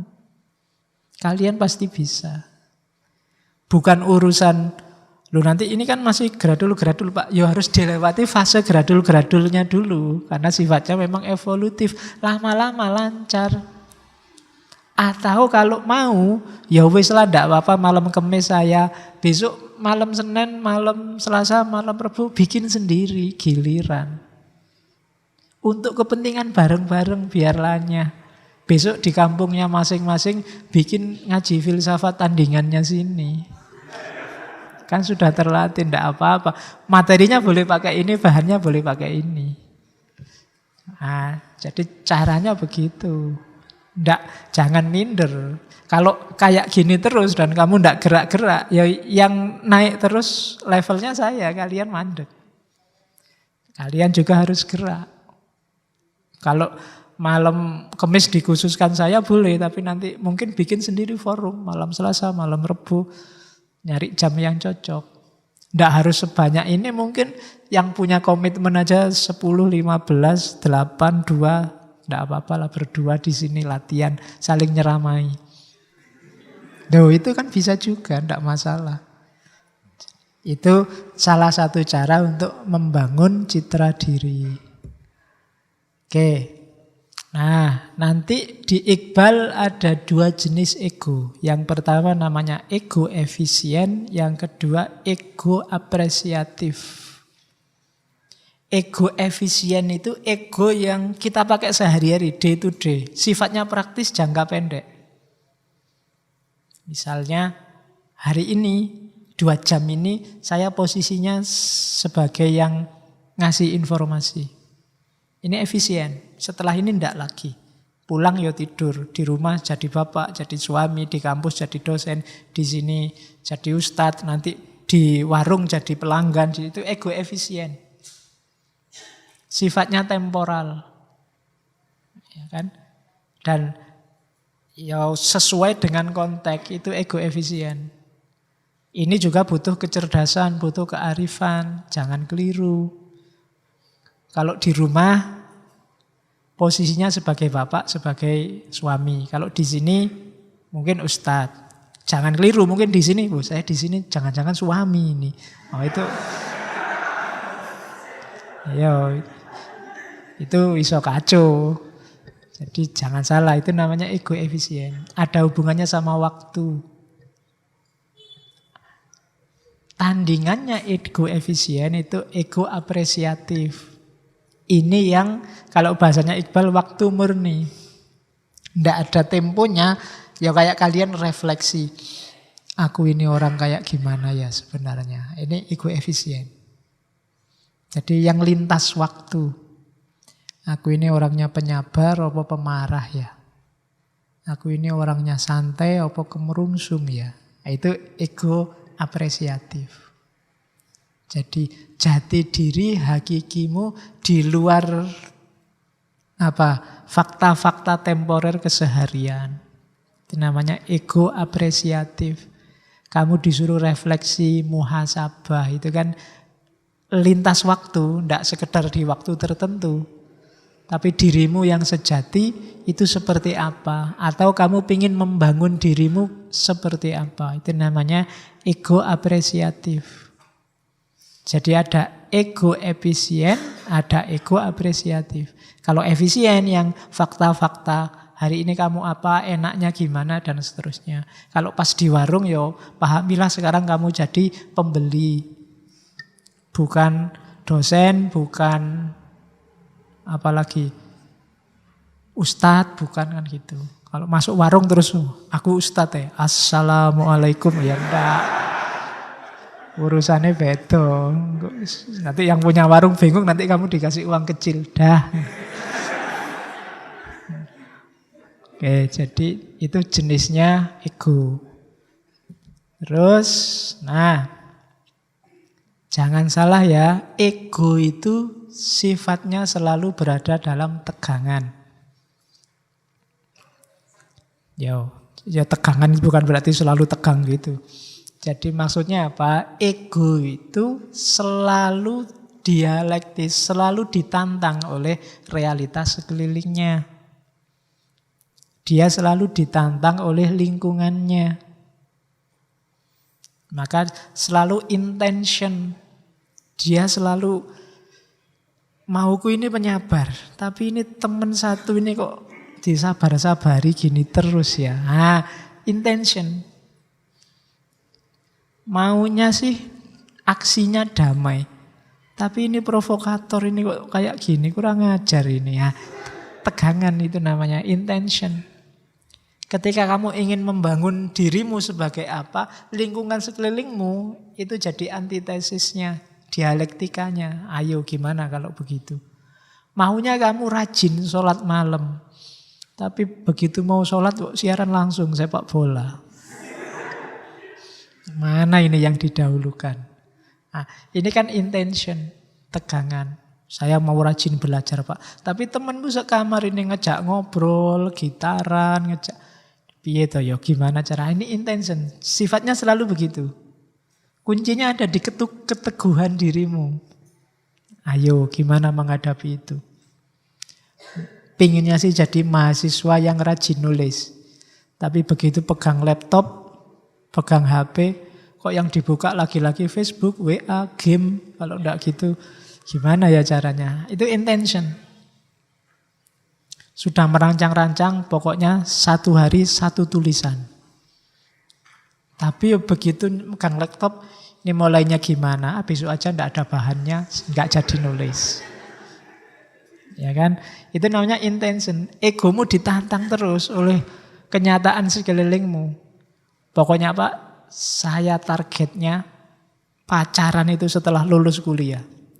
Kok dilalah ini ada yang nembak. Ya kan, bagus lagi yang nembak. Waduh, gimana ya, sudah ditekati pacaran nanti, tapi eman-eman ini kalau ditolak. Itu namanya intention. Jadi jangan salah, ya ndak santai-santai ketika tadi kamu matok kreativitas berdasarkan kebebasanmu, kamu ingin jadi apa. Karena kamu akan berhadapan dengan lingkungan yang dinamis, yang berubah terus. Saya pinginnya jadi sufi Pak. Biasanya kan sufi yang diincer karomahnya Pak. Saya bisa jalan di atas air, bisa Jumatan ning Mekah, kan cita-citamu itu. Ya. Jadi cuma ya pingin puasa terus-terusan Pak. Nah, itu kan begitu kamu puasa temanmu makan yuk tak traktir. Oh itu cobaan luar biasa itu. Jadi wis niat poso malah ditraktir makan. Kan sering kayak gitu. Nah, itu namanya tegangan. Jadi ego kita itu selalu intention. Selalu dalam kondisi tegang. Santai-santai ingin maju, tiba-tiba ada halangannya. Kan itu langsung tegang kamu. Waduh, gimana ini? Selalu begitu. Oke, jadi karakternya itu. Karakter selanjutnya, ego itu karakternya selalu bebas. Di depan sudah banyak dijelaskan, cuma perhatikan bahwa ada ego itu yang ketika ada halangan tadi, ada tegangan tadi, dia punya karakter syawal. Syawal itu bukan satu Idul Fitri, tapi syawal itu artinya manut, ikut saja dengan lingkungan. Kalau bahasanya Heidegger namanya dasman. Manusia yang tidak otentik. Dirimu sendiri hilang.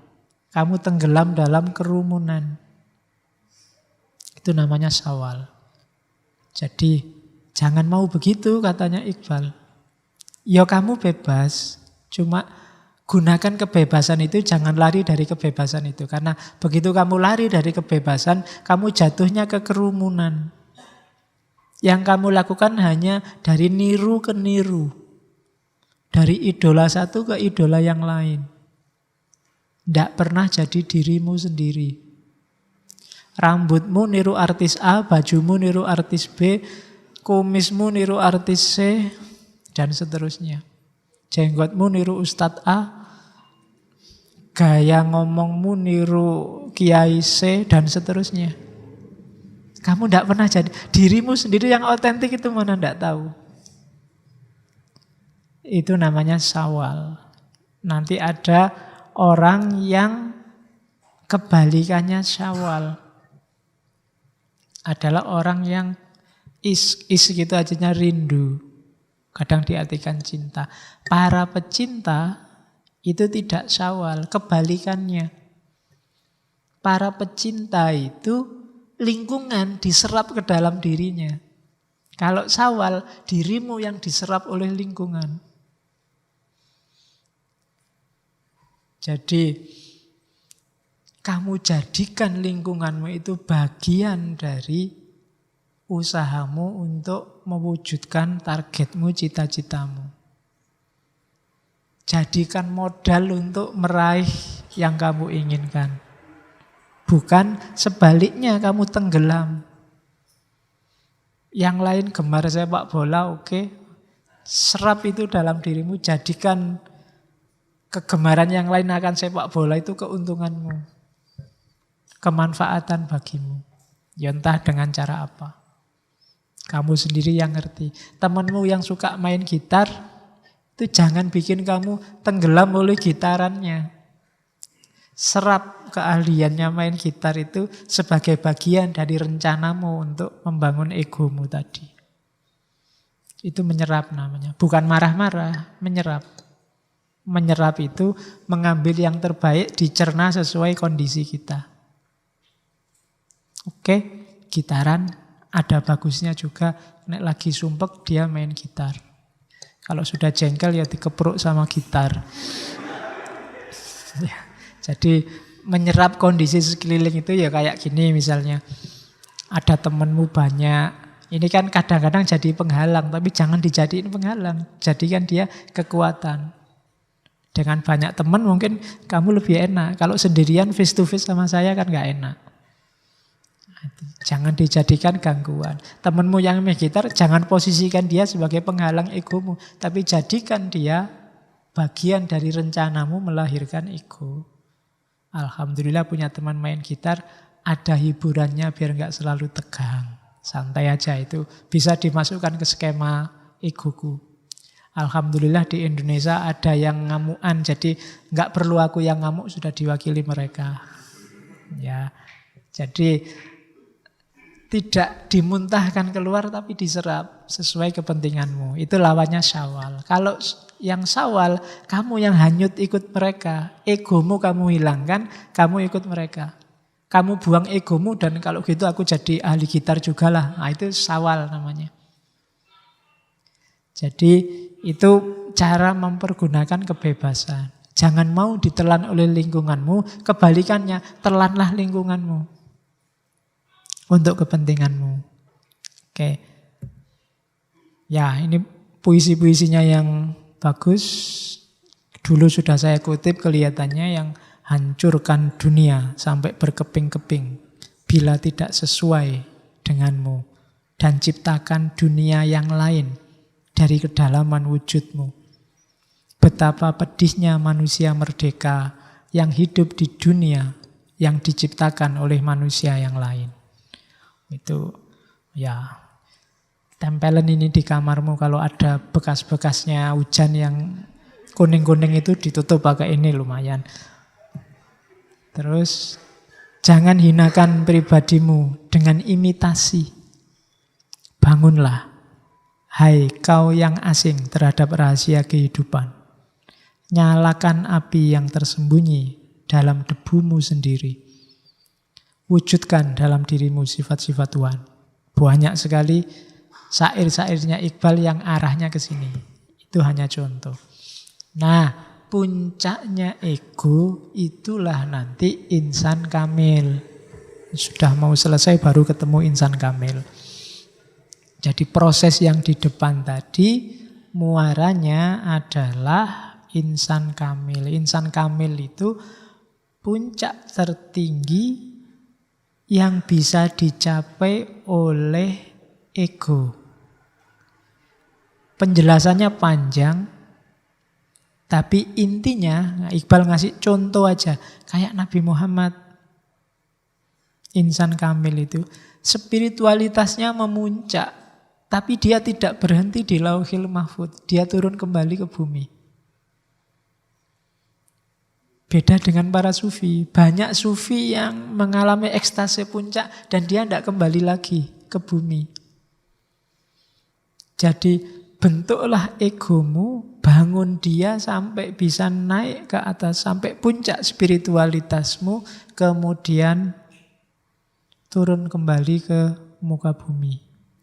Jadi manusia yang bermanfaat. Jadi konstruksilah egomu. Jadi potensi-potensi terbaiknya wujudkanlah. Kalau sudah selesai, laksanakan tanggung jawabmu sebagai khalifah tadi. Jangan berhenti di merancang ego. Tugasmu belum selesai. Ketika kamu membentuk dirimu, itu setengah jalan. Jangan berhenti di situ. Kalau sudah terbentuk kamu jadi ego yang bagus, yang kokoh, yang kuat, jalankan tugasmu sebagai khalifah. Itulah insan kamil. Sempurna sudah. Ya kalau kamu gagal membangun diri, otomatis kamu tidak bisa menjalankan tugas khalifah. Kamu sukses membangun dirimu, oke, tapi tidak ada gunanya, baru setengah jalan sebelum dia juga bermanfaat untuk sekelilingmu. Sebelum kamu jalankan tanggung jawabmu sebagai khalifah. Itulah insan kamil. Itulah yang bikin Iqbal tidak mencukupkan diri dengan filsafatnya, dengan syairnya, dengan teori-teorinya, tapi dia juga terjun ke dunia politik, ke dunia hukum. Jadi puncaknya ego, ketemunya insan kamil. Ketika tadi kamu membangun diri dan cita-citamu, sekarang direalisasikan dalam kehidupan nyata. Kalau kamu sudah jadi orang soleh secara individual, sekarang saatnya mengabdikan kesolehanmu itu demi kepentingan sosial. Itulah insan kamil, katanya Iqbal. Nah, tahapan kasarnya, katanya Iqbal, yang pertama biasanya untuk menuju insan kamil itu ada ciri orangnya patuh pada hukum. Bukan orang yang sakarepe dhewe. Hukum itu ya hukum positif bisa. Ada tradisi, norma, nilai yang berlaku di masyarakat. Yang kedua, orang yang menguasai egonya itu biasanya orang yang kontrol dirinya bagus. Orang yang tidak bisa ngontrol dirinya pasti belum insan kamil. Yang ngomong dulu sebelum dipikir. Apalagi mukul dulu sebelum dipikir. Insan kamil itu kontrol dirinya bagus. Ngomong sesuatu, melakukan sesuatu, setelah dia yakin apa yang akan dilakukan, apa yang diomongkan itu pas dan benar. Itu cirinya insan kamil. Dan yang ketiga, orang yang punya tanggung jawab khilafah. Tanggung jawab atas kehidupan di muka bumi ini. Jadi insan kamil itu tidak hidup sesuka hatinya. Dia patuh pada norma dan nilai yang disepakati bersama. Yang kedua, dia mampu mengontrol dirinya. Yang ketiga, dia punya komitmen terhadap tugas kekhalifahan. Itu ciri yang bisa dilihat dari seorang insan kamil. Jadi obedience of law, self-control, dan divine vigilancy. Patuh pada hukum, bisa mengontrol diri, dan kepewakilan Tuhan di muka bumi. Nah, itu cirinya insan kamil. Oke. Terus di bukunya, di banyak syairnya, katanya Iqbal ada hal-hal yang memperkuat ego. Kalau ingin egomu kuat, yang pertama modus hidupmu adalah modus cinta. Ini penjelasannya panjang dan dalam. Wis kamu ngerti, rasakan sendiri ya apa itu cinta. Kalau tak jelaskan sesarang panjang. Kamu sudah ngalami itu, kamu sudah ngerti itu, mungkin prakteknya sebagian belum. Tapi hiduplah dengan modus cinta. Lawannya modus cinta itu hidup dengan modus pamrih. Apapun pamrihnya. Bahasa agamanya tidak ikhlas. Itu lawannya, modusnya pasti bukan cinta. Ada pamrihnya. Yang kedua, fakir. Kalau di Iqbal konotasinya fakir itu lebih ke ndak mikir balasannya apa. Lakukan kebaikan yang kamu yakini baik, ndak usah mikir kalau ini tak lakukan aku dapat apa. Bantu temen nggak usah mikir lumayan kalau dia tak bantu besok aku iso dibarengi dia punya motor. Ndak usah mikir aku sedekah sekian lumayan dilipat gandakan sekian ribu kali. Itu ndak fakir. Jadi konotasinya kalau fakir di Iqbal agak beda sama beberapa penjelasan sufistik. Intinya ndak peduli dunia menawarkan apa. Baik ya baik saja. Menghindari kejelekan dihindari saja. Ndak usah mikir neko-neko. Ini memperkuat ego nanti. Kamu semakin kokoh. Tapi semakin kamu ndak fakir, semakin kamu ngitung-ngitung keuntungan, egomu semakin lemah. Karena dia tidak bisa mandiri. Yang dipikir balasan. Yang ketiga, egomu kuat kalau kamu berani. Orang egonya tidak bisa kuat, jati dirinya nggak bisa kokoh kalau penakut. Selama kamu masih takut ini, takut itu, khawatir ini, khawatir itu, kamu tidak akan kokoh jati dirimu. Jadi perhatikan, berani itu tengah-tengah antara nekat dan pengecut, penakut. Itu berani. Ya, berani tapi jangan nekat. Ndak iso nyetir mobil, berani Pak saya. Itu namanya nekat. Latihan dulu. Ya ndak apa-apa sih kalau kamu yang bonyok. Kalau orang lainnya nggak ngerti apa-apa lah kasihan. Jadi jangan nekat. Tapi berani. Saya berani Pak, tak latihan dulu. Itu baru keberanian. Bukan nekat. Oke. Ndak pernah latihan perang, ndak pernah pegang senjata. Saya mau bantu saudara-saudara saya di Timur Tengah. Itu nekat namanya. Bunuh diri itu namanya. Ya kalau mau ya latihannya dulu. Baru ke sana. Kalau ndak ditangkap Densus. Ya. Itu namanya berani. Pakai perhitungan. Toleran. Semakin pandanganmu sempit, semakin kamu tidak toleran, semakin egomu tidak kokoh. Kenapa? Karena kamu akan selalu digelisahkan oleh yang lain. Kalau kehadiran, orang tidak toleran itu kan berarti apa? Kehadiran yang lain mengganggu dia. Ini susah, kamu mandiri, susah kamu kokoh. Karena hidupmu mesti gelisah terus. Selama masih ada orang kafir, masih ada orang Kristen, masih ada Cina, hidupmu gelisah. Mereka semua bagimu mengganggu. Itu lawannya toleran. Jadi dirimu tidak bisa kokoh. Hidupmu dalam kondisi gelisah. Kemudian bahasanya Iqbal, kasbi halal.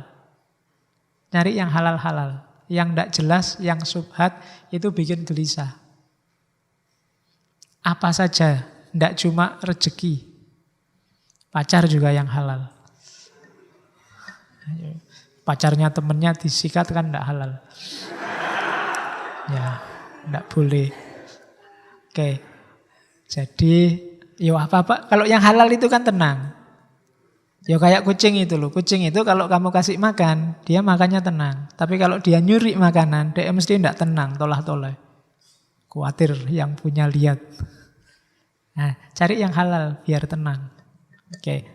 Kasbi halal. Ya kalau pacaran itu halal, ya kawin aja. Nikah aja. Nek kawin aja kamu nanti nekat. Nikah dulu baru kawin. Terus termasuk yang memperkuat ego, lakukan aktivitas kreatif original. Itu biasanya kamu semakin kokoh. Semakin kamu punya karya, semakin kamu mantap. Coba aja kalau tidak percaya. Meskipun karyamu ditolak di majalah mana-mana, di koran mana-mana, tapi kamu punya karya itu lebih mantap hidupmu. Lebih tenang. Yo, ditolak, dikirim ke yang lain. Ditolak lagi, dikirim lagi ke yang lain. Lama-lama lah redaksi ini bosen-bosen dewe. Ya. Oke, terus yang melemahkan kebalikannya. Ketakutan bikin kita lemah. Ketergantungan. Dengan apapun. Ketergantungan itu berarti ada di luar diri kita yang kita izinkan mengganggu, merusuhi, mengatur hidup kita. Itu ketergantungan. Bahkan hadirnya yang lain tadi, yang bikin kita gelisah itu namanya ketergantungan. Ya kan? Padahal kita tenang bisa. Ada orang kafir di sebelahmu dan kamu tenang kan bisa. Tapi kamu izinkan dirimu gelisah gara-gara dia, wong dia nggak pernah mikir kamu. Itu namanya ketergantungan. Jadi jangan mau bahagiamu atau tidak bahagiamu, kuncinya dalam dirimu sendiri. Jangan digantungkan ke yang lain. Marahmu atau galaumu, kuncinya ada dalam dirimu sendiri. Betul. Kadang-kadang kan ada teman mencaci maki kamu balas mencaci maki dia. Itu berarti apa? Kamu ada ketergantungan di dia. Wong kamu ndak balas juga bisa kok. Tapi kamu dipengaruhi oleh caci makinya, akhirnya kamu balas mencaci maki. Berarti kamu masih belum mandiri ngatur dirimu sendiri. Kamu masih digantung oleh orang lain. Kamu masih tergantung pada yang lain. Yang ketiga perbudakan, jelas. Unsur ahoka dzoliman au madzluman. Yang memperbudak atau yang diperbudak itu egonya lemah. Pasti.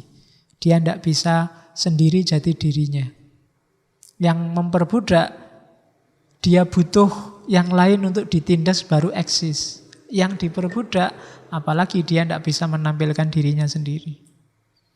Kalau kamu baru merasa dirimu hebat dan sukses dengan cara mengalahkan orang lain, itu sebenarnya kamu lemah. Kamu butuh yang lain untuk sukses. Khudi yang sejati, itu dia tidak butuh itu. Dirinya sendiri bisa besar dan tinggi, tanpa harus merendahkan, mengalahkan yang lain. Kalau bahasa Jawanya, menang tanpa ngasorake. Itu khudi yang kuat. Dan yang keempat, ini mungkin sindirannya Iqbal, umat Islam banyak punya penyakit yang keempat. Membanggakan nenek moyang. Aku keturunannya siapa? Kita ini keturunannya Nabi semua loh. Nabi Adam. Ya, ini pasti tidak mandiri. Siapapun nenek moyangmu, levelnya dimanapun, apakah bapakmu apa nenekmu langsung, sebesar apapun dia bukan dirimu. Tidak ada hubungannya sama jati dirimu. Jangan menepuk dadanya mereka. Tepuklah dadamu sendiri. Jangan nepuk dadanya yang lain, apalagi lawan jenis. Ya, nanti kamu dimarahi. Ya, nepuk dadamu sendiri tidak apa-apa. Oke, masyarakat ideal. Katanya Iqbal, untuk mensukseskan program kita membangun jati diri, membangun khudi, memang diperlukan kondisi sosial yang kondusif, yang bisa mendukung. Paling tidak, cirinya situasi sosial yang mendukung itu, katanya Iqbal, minimal. Yang pertama apa? Masyarakat yang tidak materialistis. Masyarakat yang punya ideal. Masyarakat yang tidak hanya mikir kebutuhan perutnya saja. Jadi masyarakat yang punya cita-cita. Kalau masyarakat tidak punya itu, tidak punya haluan, tidak punya idealitas, susah dia membantu kamu mewujudkan egomu. Jadi kalau itu negara, ya negara yang punya idealisme. Bukan negara yang pragmatis. Yang menghalalkan segala cara asal kebutuhan materi, kebutuhan perutnya terpenuhi. Kalau negara atau provinsi atau kabupaten atau RT-mu pakai logika itu, maka kamu akan susah mewujudkan ideal-ideal egomu. Jadi ciri yang pertama itu. Ciri yang kedua, leadernya harus inspiring. Pemimpin menentukan. Bukan leader yang tiap hari dikte kamu. Bukan leader apalagi yang sebaliknya yang cuek pada dirimu. Tapi perilakunya, kata-katanya, kebijakannya memacu kreativitasmu. Itu berarti dia inspiring. Jadi situasi sosial, kondisi sosial yang dipimpin oleh seorang inspiring leader. Termasuk yang minggu lalu, charismatic leader. Itu penting untuk membantumu mewujudkan, merealisasikan idealisme egomu. Yang ketiga, punya tatanan yang jelas, kode moral dan hukumnya jelas.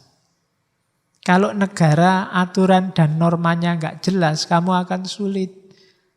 Kreatif susah, punya gagasan, cita-cita susah. Menurutmu benar tiba-tiba disalahkan. Menurutmu sudah lurus ternyata kok ya salah. Kenapa? Karena aturannya nggak jelas. Oke, itu yang ketiga. Yang keempat, ya punya ideal bersama. Masyarakat ini punya cita-cita bareng. Mari kita bentuk masyarakat yang saling menghargai. Ya, ini namanya cita-cita bersama. Kalau ininya nggak ada, masing-masing anggota punya cita-cita sendiri, ya kamu akan susah membangun jati diri, mewujudkan dirimu seperti apa. Selanjutnya, masyarakat yang bisa menaklukkan SDA dan SDM. Modal sosial dan modal materialnya. Kalau masyarakatnya masih, nama ndak bisa menaklukkan itu kan masih bodoh, ndak pinter. Modalnya apa tapi dibohongi orang terus. Sumber dayanya luar biasa tapi dikadali terus sama orang lain. Ini susah kamu mewujudkan idealismemu. Atau SDM, banyak orang pinternya tapi yang dipakai malah yang bodoh-bodoh. Nah ini berarti tidak bisa mengelola sumber daya. Juga susah mewujudkan egomu. Dan yang terakhir, masyarakat yang aman dan melindungi. Bukan masyarakat yang mengancam. Selama ada potensi masyarakat yang mengancam, kamu susah membangun jati dirimu. Makanya Nabi wanti-wanti, saya bilang minggu lalu, al-muslimu itu man salimal muslimuna min lisanihi wa yadihi. Kalau pakai prinsip ini, nanti struktur masyarakatnya struktur masyarakat yang melindungi, aman. Kamu tidak merasa terancam, baik dari kata-katanya atau dari perbuatannya. Tapi kalau struktur masyarakatnya mengancam, ya kamu sendiri tidak tenang. Jangankan membangun idealisme, nyari selamat aja kamu bingung. Tidak bisa. Jadi katanya Iqbal, harus ada pendukung masyarakat yang ideal. Jadi kalau besok kamu jadi pemimpin, kondisikan situasi sosial semacam ini, nanti dari masyarakat yang semacam ini akan lahir banyak insan kamil, akan lahir banyak tokoh. Kalau merasa Indonesia hari ini krisis tokoh, kemungkinan besar memang struktur sosial kita tidak mendukung itu. Jadi itu ciri-cirinya. Nah, terakhir Iqbal bilang, perhatikan dua kondisi sosial yang menunjukkan ketidakpedulian terhadap nasib ego. Yang pertama apa? Hidup dalam bayangan. Hidup dalam bayangan itu konsep-konsepnya bagus, cita-citanya tinggi tapi tidak realistis. Ini sama juga dengan mengabaikan ego. Jadi, tetap kamu membangun diri, membangun jati diri, basisnya realitas. Jangan mencita-citakan sesuatu di luar jangkauan realitasmu. Misalnya cita-citamu apa? Saya Pak, cita-citanya ingin jadi guru bahasa Jerman Pak. Bisa bahasa Jerman? Tidak bisa Pak. Itu kan berat, kamu belajarnya lama. Apalagi sekarang kuliahnya bukan di fakultas bahasa. Jadi idealisme ya, cuma bangunlah secara realistis. Jangan bayangan saja. Ketika itu bayangan saja, kehidupan duniamu tidak teropeni. Ciri pertama. Ciri kedua kebalikannya. Idealisme yang dibangun material saja, berdasarkan realitas saja. Bapak saya tani, punyanya sawah, ya tani Pak, mau apa lagi. Nah, ini terlalu realistis. Jadi harus imbang. Kalau kamu dari tani ke tani tidak ada perkembangan. Itu sama dengan tidak peduli ego juga. Harus punya cita-cita yang lebih tinggi, tapi jangan ketinggian. Meskipun Bung Karno bilang, gantungkan cita-citamu setinggi langit. Kalau jatuh, jatuhnya di bintang-bintang. Cuma di bintang tidak ada kasurnya, kamu masih jatuh lagi ke bawah. Ya, kalau mau cita-cita setinggi langit, sambil naik ke langit, bawalah kasur. Nah itu realistis. Kalau jatuh, kamu jatuhnya di atas kasur. Jadi idealisme tapi yang realistis. Oke. Saya kuliahnya di UIN, Pak. Cita-cita saya Menteri Agama. Itu realistis. Saya kuliahnya di UIN, Pak. Pinginnya cita-cita Menteri Pertanian, Pak. Itu susah. Bukan bidangmu. Ya kecuali kamu lewat partai. Ya memang begitu, Pak, saya. Jadi strateginya besok saya masuk partai. Oh kalau gitu enggak apa-apa. Ya. Oke. Atau di tafsir itu Pak, bisa juga Pak ngurusi pertanian. Nanti habis kita nanam, kita doakan bersama. Oh ya, apa-apa. Yo, tidak apa-apa lah ya, sing waras ngalah pokoknya. Oke, jadi ya jangan sampai kita tidak peduli pada ego. Tidak peduli ego berarti cita-cita yang tidak realistis atau terlalu realistis sehingga tidak ada progres, tidak ada evolusi ke arah yang lebih baik. Itu trouble pasti. Oke, terakhir itu kalimatnya Iqbal, sengaja saya kutip. Ini kayak Ronggo Warsito, dia salah satu yang bisa meramal akhir hidupnya. Jadi sebelum dia meninggal, dia punya 2 puisi. Yang pertama itu, melodi perpisahan, mungkin menggema, mungkin juga tidak. Angin barat mungkin berhembus poi, mungkin juga tidak lagi. Hari-hari sang fakir ini menjelang akhirnya. Pujangga yang lain akan tiba, tapi mungkin juga tidak. Ada puisinya yang lain. Bahkan saat aku pergi dari dunia, setiap orang akan berkata, aku mengenalnya. Kebenarannya adalah mereka tidak tahu apa-apa. Siapa orang asing ini, apa yang ia katakan, dan kapan ia datang. Ini puisi-puisi terakhirnya Iqbal sebelum dia nanti meninggal. Dan kalimat yang saya suka dari Iqbal adalah potongan puisinya. Aku ragu akan diriku, namun cinta berkata, aku ada. Itu sama dengan kalau pakai idiomnya Descartes, aku mencintai, maka aku ada. Bukan aku berpikir. Kalau cuma mikir, secara eksistensial kamu bisa ada, bisa enggak. Tapi kalau kamu mencintai, kamu pasti ada. Karena kamu sedang merealisasikan dirimu.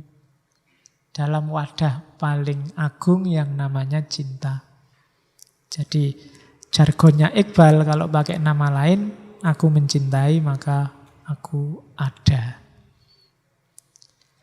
Oke, alhamdulillah insan kamilnya Iqbal sudah minggu lalu saya bilang ini semacam mengislamkan Superman-nya Nietzsche.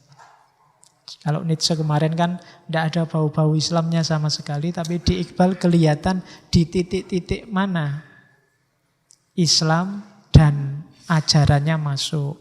Ada khilafah, ada spiritualitas, ada tadi menaikkan potensi diri sampai puncak spiritual dan seterusnya. Di titik-titik itu dia berbeda dengan Nietzsche. Oke. Minggu depan kita ngomong gaya yang lain lagi tentang manusia istimewa. Kita ketemu intelektualisme. Kita ketemu rausan fikirnya Syariati.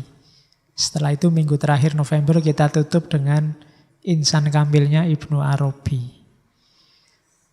Oke, saya akhiri sekian. Kurang lebihnya mohon maaf. Wallahul muwafiq. Wallahu a'lam bissawab. Wassalamualaikum warahmatullahi wabarakatuh.